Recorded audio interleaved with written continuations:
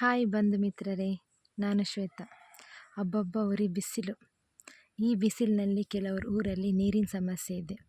ಈ ಸಮಸ್ಯೆ ನಮ್ಮ ಊರಲ್ಲಿಲ್ಲ. ಹೇಗಂತ ನಾನು ತೋರಿಸ್ತೀನಿ ನೋಡಿ.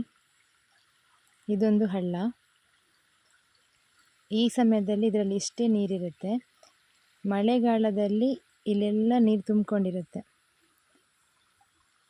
ಈ ಸಮಯದಲ್ಲಿ ಇದರಲ್ಲಿ ನೀರು ಯಾಕಿರುತ್ತೆ ಅಂತ ಹೇಳಿದರೆ, ಇದು ಕಾಡಿನಿಂದ ಬರೋದು ಹಳ್ಳ. ಸೊ ಹಾಗಾಗಿ ಇದರಲ್ಲಿ ಇಷ್ಟೇ ನೀರಿರುತ್ತೆ. ಸೊ ನಾವು ಇದರಿಂದ ಯೂಸ್ ಮಾಡ್ಕೊಳ್ಳೋದು. ಸೊ ನಮಗೆ ಬಟ್ಟೆ ತೊಳೆಯೋಕ್ಕೆ, ಪಾತ್ರೆ ತೊಳೆಯೋಕ್ಕೆ ಇಲ್ಲೊಂದು ಪೈಪ್ ಹಾಕಿದ್ದೇವೆ. ಸೊ ಅದು ಈ ಥರ ಇದೆ ನೋಡಿ. ಇಲ್ಲೊಂದು ಕರೆಂಟ್ ಪಂಪ್ ಇದೆ. ಸೊ ಈ ಕರೆಂಟ್ ಪಂಪಿಂದ ನಮಗೆ ನೀರು ಅಲ್ಲಿ ಪಾತ್ರೆ ತೊಳೆಯೋಕ್ಕೆ, ಬಟ್ಟೆ ಒಗೆಯೋಕ್ಕೆ, ಬೇರೆ ಯಾವುದೇ ಕೆಲಸಕ್ಕೆ ನಾವು ಇದರಿಂದ ಯೂಸ್ ಮಾಡ್ಕೊಳ್ಳೋದು ನೀರು. ನೋಡಿ, ಇದೊಂದು ಪೈಪ್. ಈ ಪೈಪನ್ನು ಈ ಥರ ಇಟ್ಟಿದ್ದೇವೆ. ಸೊ ಇದರಿಂದ ನಮಗೆ ಬೇಕಾದಷ್ಟು ನೀರು ಬರುತ್ತೆ. ಸೊ ಅದೇ ರೀತಿ ನಮಗೆ ತೋಟಕ್ಕೆ, ಗದ್ದೆಗೆ ನೀರು ಬೇಕಂತಿದ್ರೆ ನಾವು ಇನ್ನೊಂದು ಇಲ್ಲಿ ಡೀಸೆಲ್ ಪಂಪ್ ಇಟ್ಟಿದ್ದೇವೆ.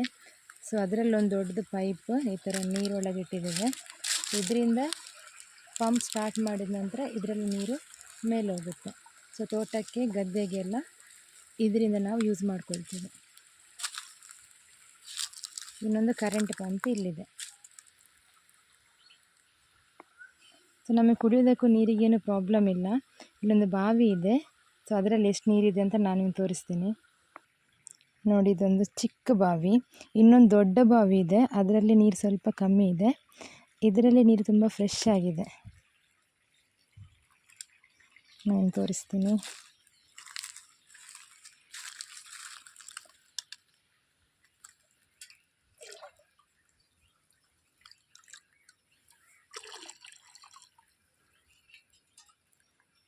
ನೋಡಿ, ನೀರು ತುಂಬ ಫ್ರೆಶ್ ಆಗಿ ಕಾಣಿಸ್ತಿದೆ. ಇದನ್ನು ನೀವು ಕುಡಿಬೋದು.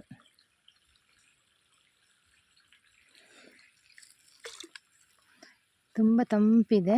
ಸೊ ನಾವು ಮನೆ ಕೆಲಸಕ್ಕೆಲ್ಲ, ಅಂದರೆ ಅಡುಗೆ ಮಾಡೋಕ್ಕೆಲ್ಲ ಇದನ್ನು ಯೂಸ್ ಮಾಡೋದು.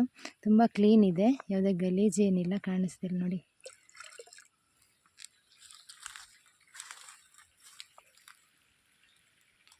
ಅಂದರೆ ಇದು ಆ ಕಲ್ಲಿನ ಅಡಿಯಿಂದ ನೀರು ಬರ್ತಿದೆ, ಅದಕ್ಕೋಸ್ಕರ ತುಂಬ ಕೂಲಿದೆ ನೀರು. ಓಕೆ, ಸೊ ನಾನು ಹೇಳಿದೆ ನಾವೆಲ್ಲ ನೀರು ಇದರಿಂದ ಯೂಸ್ ಮಾಡ್ಕೊಳ್ಳೋದು, ಹಳ್ಳದಿಂದ. ಸೊ ನಮಗೆ ಈ ಸಮಯದಲ್ಲಿ ನೀರಿಗೇನು ಪ್ರಾಬ್ಲಮ್ ಇಲ್ಲ. ಸೊ ಈ ಹಳ್ಳ ಇನ್ನೊಂದು ನದಿಗೆ ಅಲ್ಲಿ ಜಾಯಿಂಟ್ ಆಗುತ್ತೆ. ಅದು ತೋರಿಸ್ತೀನಿ ನಿಮಗೆ ನಾನು.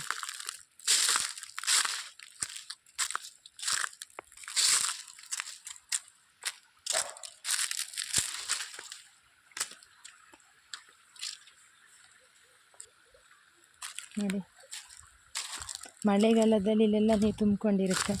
ಮಳೆಗಾಲ ಬಂದ ನಂತರ ನಾನು ಇನ್ನೊಂದು ಸಲ ವೀಡಿಯೋ ಮಾಡಿ ಹಾಕ್ತೀನಿ.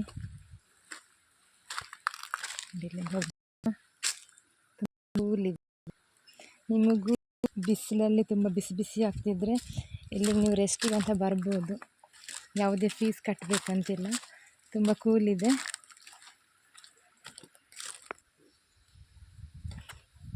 ತುಂಬ ಸೆಕೆ ಆದಾಗ ನಾವೆಲ್ಲ ಇಲ್ಲೆಲ್ಲ ಬಂದು ರೆಸ್ಟ್ ಮಾಡ್ತೀವಿ ನೋಡಿ. ಗಾಳಿ ಬೀಸ್ತಿದೆ.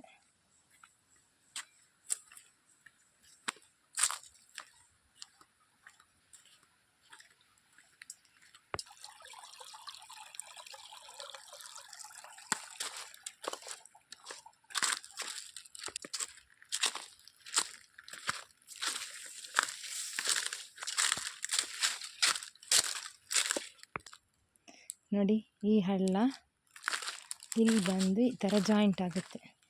ಅಯ್ಯೋ, ಇಲ್ಲಿಂದ ಹೇಗೆ ಹೋಗೋದು?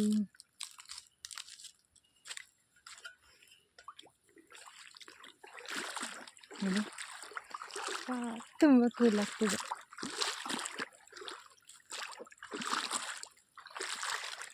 ನೋಡಿ, ಇಲ್ಲಿ ಬಂದು ಈ ಥರ ಜಾಯಿಂಟ್ ಆಗುತ್ತೆ. ನೋಡಿ, ಇದು ನದಿ.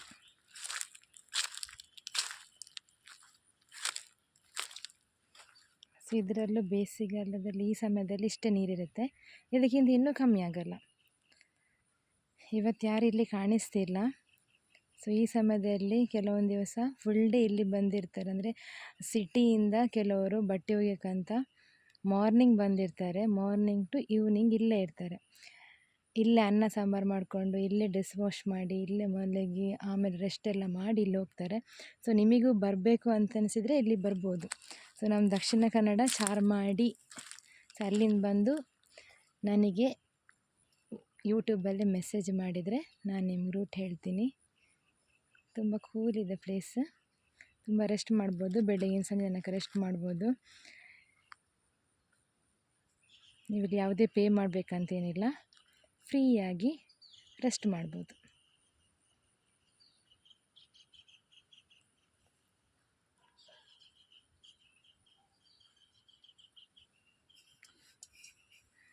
ಇನ್ನೊಂದು ವಿಡಿಯೋದಲ್ಲಿ ನಾನು ಆ ಪ್ಲೇಸೆಲ್ಲ ನಿಮ್ಗೆ ತೋರಿಸ್ತೀನಿ.